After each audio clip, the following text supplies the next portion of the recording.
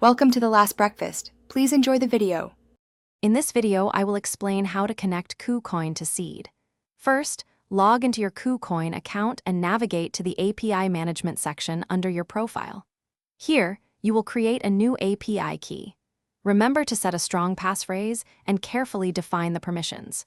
Granting read-only access is often sufficient for tracking purposes, enhancing your security. This initial setup is crucial for a secure connection.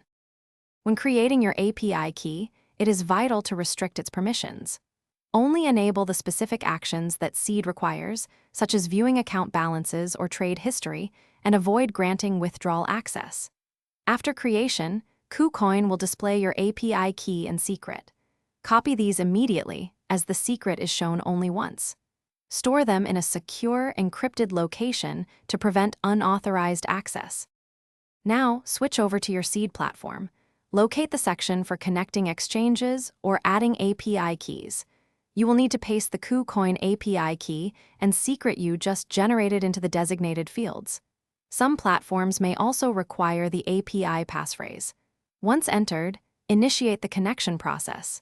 Seed should then confirm a successful link, allowing it to access your KuCoin data. Always prioritize security when managing API connections.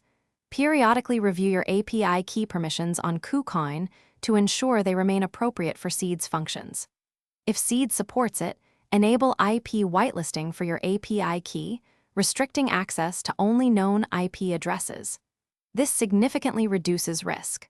Remember to check the description for a link to the Echo Dot smart speaker and other great deals. Maintaining vigilance helps protect your assets. Thanks for watching. If this was helpful, leave a like and consider subscribing. See you next time.